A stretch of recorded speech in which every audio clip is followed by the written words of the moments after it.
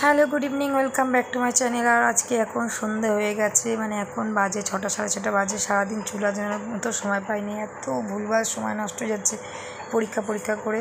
সবারই পরীক্ষা থাকে, কিন্তু আমারটার পরীক্ষা মানে আমার পরীক্ষা, ওর তার পরীক্ষা না আমার পরীক্ষা। সারাটা দিন ধরে পাশে বসে থাকতে হয়, কাজকর্ম রান্না বান্না সেরকমভাবে কিছুই করা হয়ে উঠছে না।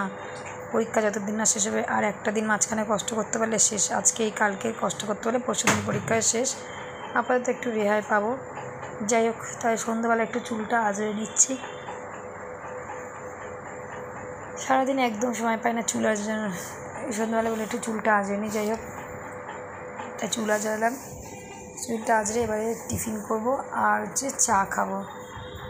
ঠিক আছে, এইভাবেই চলছে। কীভাবে চলছে সে ভগবান জানে, আর আমি জানি। এত শরীর খারাপ, কিন্তু তাও সেই শরীরে রেস্ট আর নিতে পারছি না। পড়ানোর তাগিদে পড়েই না, আধ ঘন্টায় পড়াকে কাটায় 3 ঘন্টা ধরে সময়। তা সেখানে কি করে সময় পাবো আমি? যাই হোক, কী বলবো, আর ক্লাস 4-এর পড়া যথেষ্ট টাফ। আর আইসিএসসি বোর্ড, সিবিএসসি হলে তা অনেকটা প্রেশার কম হয়। যাই হোক, কী করবো, সেই জিনিসটাই তো বুঝছে না। যাই হোক, আর এবারে যাচ্ছি যে ওর জন্য একটু ম্যাগি বানাবো। ম্যাগি দিয়েছি বসিয়ে, ম্যাগি না ইপি, ম্যাগির টেস্ট এখন ভালো হয় না বলে ম্যাগিটা দিই না, ইপিটাই দিই।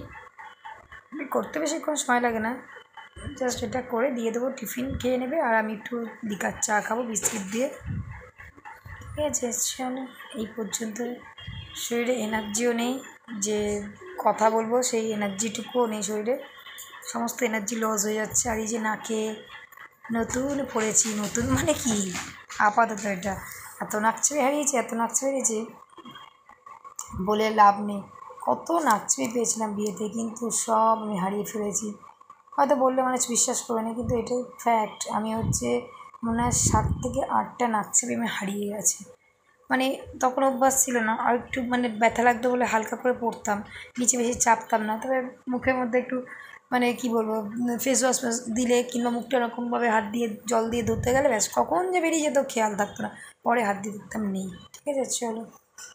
আমরা চক্করে ছাদে গেছি, ডাল এসে দেখি পুড়ে কী হয়ে গেছে। দেখো, সেই পোড়া ডালটাকে ম্যানেজ দিচ্ছে, তাকে দেখো কী করবো। ডাল তো একদম আর নেই। পেঁয়াজ ভেজে নিয়েছি, নিয়ে দেখো সরষের তেল দিয়ে পেঁয়াজ ভেজে এই যে ডালটা পুড়ে সেই ডালটা তুলে দিয়ে ওর বাবার এক হাত দরকার, একটু জল দিয়ে দেবো, ব্যাস হয়ে যাবে। দেখো পোড়া ডালটা দেখো কীভাবে পুড়ে গেছে। ছাদ থেকে গন্ধ পেয়ে দৌড়ে এসেছি রিলস বানানোর চক্কর।